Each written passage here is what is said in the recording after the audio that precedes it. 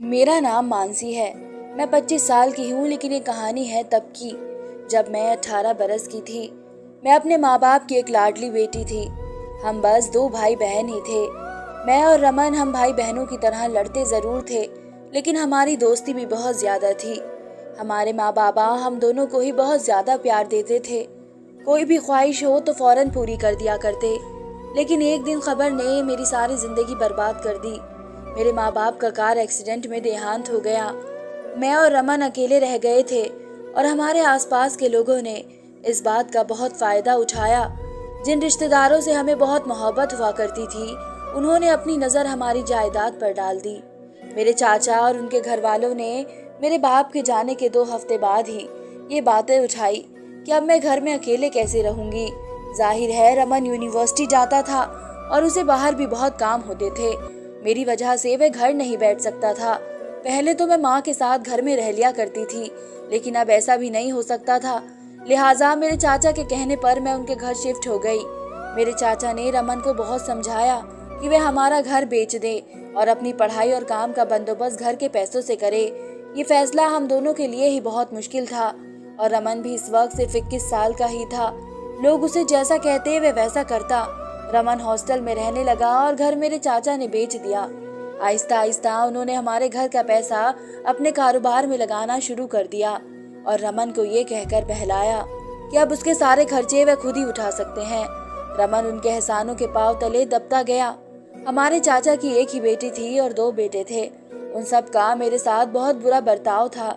बात बात पर वे मुझे तंग करते और बहुत काम करवाते थे। दिन रात का खाना, घर की सफाई, बर्तन वगैरह, कपड़े इस्त्री करना और धोना सब मेरी जिम्मेदारी थी। एक काम में भी अगर जरा सी गलती हो जाती तो मेरी बहुत बेइज्जती करते, जबकि उनकी अपनी बेटी किरण से कोई काम नहीं आता था। पानी का गिलास तक वे मुझसे ही मांग कर पीती थी। बल्कि जब हफ्ते के आखिर में रमन घर आता तो घर वालों के तेवर ही बदल जाते। उसके सामने सब मेरी बहुत इज्जत करते और मुझे कोई काम करने न देते। बात बात पर वे रमन से कहते कि मानसी तो हमारी बेटी जैसी है, इसे तो हम कोई काम नहीं करवाते। मेरी चाची की बेटियां रमन के आते ही किचन में लग जाती, तरह तरह के खाने बनाती। मैंने ये सोचकर रमन से कोई शिकायत नहीं की कि वह मेरी वजह से परेशान होगा, और शायद यही मेरी गलती थी। रमन को लगने लगा कि चाचा और उनकी फैमिली से बेहतर इस दुनिया में कोई नहीं है। वह उसे जैसा कहते वे वैसा करता गया। एक दिन चाचा ने किरण और रमन की शादी की बात की तो मुझे ऐसा लगा कि मेरे सर पर किसी ने दीवार गिरा दी। एक दिन मैं चाची के कमरे के पास से गुजरी तो उनकी किरण को समझाने की आवाज आ रही थी कि ना सास होगी, ना ससुर, ना कोई देवर ननंद है, इसे तो हमने गुलाम बना दिया है। रमन भी हमारी बातों में आ चुका है। तुम्हारे लिए सब बहुत अच्छा जा रहा है। मैं उनकी बातों से बहुत डर गई थी। मैंने रमन से बात करने की कोशिश की, लेकिन वो उनकी बातों में आ चुका था। वह इस रिश्ते से बहुत ही खुश था। उसने मेरी बातों को वहम का नाम देकर झुठला दिया था। दिन गुजरते गए और मुझे फिक्र होती गई। जैसे जैसे रमन की शादी के दिन करीब आए, मुझे माँ बाबा की याद सताने लगी। सारे शादी के फंक्शन में मेरे दिमाग में यही चलता रहा कि आज अगर मेरे माँ बाप होते तो कितने खुश होते। मैं अक्सर यह सोचकर रो दिया करती। शादी के फंक्शन के लिए चाची ने मुझे बहुत ही सिंपल सूट लेकर दिए थे, क्योंकि किरण को इस बात का डर था कि कहीं मैं उससे ज्यादा अच्छी ना लगूं, क्योंकि किरण एक काम शक्ल इंसान थी जो कि बस मेकअप के जोर पर चलती थी, और मैं हरगिज तैयार नहीं होती थी। इसके बावजूद मेरी तारीफ लोग किया करते थे। मेरे खूबसूरत चेहरे को देखते हुए ही घर वालों का मेरे साथ बर्ताव खराब हो गया। ये सोचकर कहीं मैं रमन की शादी में कोई रुकावट न खड़ी कर दूं। शादी के बाद मेरे भाई को भी शायद यही लगने लगा कि मैं इसकी खुशियों की दुश्मन बन चुकी हूँ। उन सब के बर्ताव से तंग आकर मैंने 2-3 बार इससे बात करने की कोशिश की तो उसने यही कहा कि इतने वक्त से तो तुमने ऐसा कुछ भी नहीं कहा, अब क्या हो गया है तुम्हें? किरण बर्दाश्त नहीं होती तुमसे, तुम में भी नंदों वाली जलन आ गई है। मेरा दिल रमन की बातों से बहुत दुख गया था। मुझे लगा जैसे इस दुनिया का अकेला सहारा मुझसे छिन गया है। मैंने अगले दिन ही अपनी मौसी को कॉल करके सारी हकीकत बताई। उन्हें सब सुनकर बहुत अफसोस हुआ और वह मुझसे माफिया मांगती रह गई कि मैंने इतने वक्त में तुम्हारी खबर ही नहीं ली। चंद दिन बाद मौसी मुझे अपने साथ ले गई। अफसोस मुझे इस बात का हुआ कि रमन ने मुझे एक बार भी नहीं रोका। मुझे ऐसा लगा जैसे वह मेरे जाने से खुश हुआ। बाकी घर वालों का मकसद भी पूरा हो गया था। रमन और किरण की शादी हो चुकी थी। उन्हें इस बात का डर था कि कहीं रमन को मेरी बात पर यकीन ना आ जाए। मेरी मौसी कानपुर में रहती थी। उनके 2 बेटे थे, राहुल जो कि यहीं रहता था और रोहन जो काम के सिलसिले में बाहर मुल्क में रहता था। मौसी के पति की कई साल पहले मौत हो चुकी थी। पहले 4 दिनों में मौसी ने मेरा बहुत ख्याल रखा। फिर आहिस्ता आहिस्ता वह मुझे काम पकड़ाती गई। बेटी ये करो वो करो, मुझसे बहुत काम निकलवाया करती थी। एक दिन उन्होंने मुझे किचन की जिम्मेदारी सौंपते हुए कहा कि तुम्हारे ही घर की जिम्मेदारी है। कल को मैं राहुल से तुम्हारी शादी करवा दूंगी, अभी से सब संभाल लो। कल को सब तुम्हारा ही तो होना है। मैं भी मौसी की बातों में आ गई। मैं इतनी तकलीफ झेल चुकी थी कि मुझे इस बात का कोई शिकायत नहीं थी कि दूसरों के घर में धक्के खाने से तो यही बेहतर था कि मैं अपने घर की हो जाती। दिल लगाकर के काम किए और यही सोचा कि अब मेरी मंजिल आसान हो चुकी है। अब मैं भी अपनी जिंदगी में खुश रहूंगी। मौसी के कहने पर मैंने पड़ोस के बच्चों को ट्यूशन पढ़ाना शुरू कर दिया। उनका ये कहना था कि तुम्हारी छोटी मोटी ज़रूरतें पूरी हो जाएंगी। बल्कि काफ़ी महीने तक मैं बच्चों को पढ़ाती रही और सारे पैसे मैं मौसी के हाथ में रखा करती। वो मुझे कुछ ना दिया करती। मैं भी ये सोच कर चुप थी, करती तो क्या करती, मौसी के घर में रह रही हूँ, इतना तो बनता ही है। सारा दिन काम करती, फिर बच्चों को पढ़ाती और फिर काम में लग जाती। मैं कमज़ोर पड़ती जा रही थी। पहले चाचा और अब मौसी के घर इतना काम किया कि मेरी तबीयत अब ज़्यादातर खराब ही रहती थी। कुछ दिनों के लिए मौसी और राहुल तैयार होकर कहीं जाया करते। मेरे पूछने पर वे बात घुमा देते। राहुल भी अच्छा खासा लगता था। ज्यादातर वह दोस्तों के साथ लगा रहता। घर आता तो फोन में ही पड़ा रहता। बिना वजह बात करना न उसकी आदत थी न मेरी। मौसी मुझे ये कहा करती क्या उनका बेटा रोहन आए तो उसकी शादी करे, फिर वह मेरी और राहुल की शादी की बात आगे बढ़ाएं। जैसे जैसे दिन गुजरते गए मेरी हालत और खराब होती गई। एक तो माँ बाबा की याद, ऊपर से रमन भाई की बेरुखी। मैं जब से यहाँ आई थी उन्होंने मुझसे कोई बात नहीं की थी और ना ही कोई वास्ता रखा था। इस समाज में यतीम लोगों की कोई जगह नहीं है। यहाँ या तो उनका हक छीना जाता है या तो आपको जीते जी मार दिया जाता है।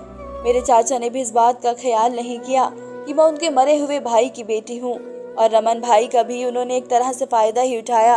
कुछ वक्त बाद ही मौसी का बड़ा बेटा रोहन भी कानपुर से आ चुका था। राहुल और रोहन की तबीयत में जमीन और आसमान का फर्क था। रोहन राहुल की तरह हर वक्त दोस्तों के साथ बाहर नहीं होता था। वह एक जिम्मेदार इंसान था और उसके साथ साथ उसकी शख्सियत भी काफी अच्छी थी। वह हंसी मजाक भी करता रहता था लेकिन सबकी बहुत इज्जत भी करता था। मेरे साथ उसका बर्ताव बहुत अच्छा हुआ था। वह मुझसे बिना वजह कोई काम न करवाता। और दूसरी तरफ राहुल था जो कि हर 2 मिनट बाद चाय मांगता, कभी कपड़े इस्त्री करने का कहता। रोहन ये जानकर काफी हैरान हुआ कि मैंने आगे पढ़ने की किसी से बात ही नहीं की। मैं करती भी कैसे? एक तो मैं उनके घर में रह भी रही थी और ऊपर से मैं उनसे कैसे कहती कि मुझे आगे पढ़ना है। अगले दिन ही रोहन मेरा एडमिशन फॉर्म लेने चला गया और किताबें भी ले आया। मौसी ने भी खूब बहाने बनाए कि ये पढ़कर क्या करेगी, लेकिन रोहन ने उनकी एक ना सुनी। मैं दिन भर काम में लगी रहती और रात को जब सब सो जाते तो पढ़ती। 1-2 घंटे मुश्किल से नींद पूरी होती थी। जल्दी रोहन ने काम वाली का बंदोबस्त किया और मुझे आराम से पढ़ने का कहा। मेरी जिंदगी अब मुझे काफी बेहतर लग रही थी। मैं आगे पढ़ने भी लगी थी और कामकाज भी कम ही करती थी। एक दिन बातों बातों में रोहन की शादी की बात आई तो उसने साफ कह दिया कि फिलहाल मैं शादी नहीं करूंगा और इसलिए उसने अपनी माँ से कह दिया है कि वह राहुल की शादी करवा ले। इसलिए तो वह राहुल के लिए रिश्ते ढूंढ रही है। यह सुनते ही मेरे होश खो चुके थे तो मौसी इसी सिलसिले में तैयार होकर जाया करती थी और मेरे पूछने पर बात टाल दिया करती। मेरे चेहरे के रंग इतने उड़ गए कि रोहन परेशान हो गया। उसने जब मुझसे बहुत पूछा तो मैंने सच बताया कि उन्होंने मुझे कहा है कि वे राहुल से मेरी शादी करेंगी। यह सुनकर रोहन को भी बहुत गुस्सा आया।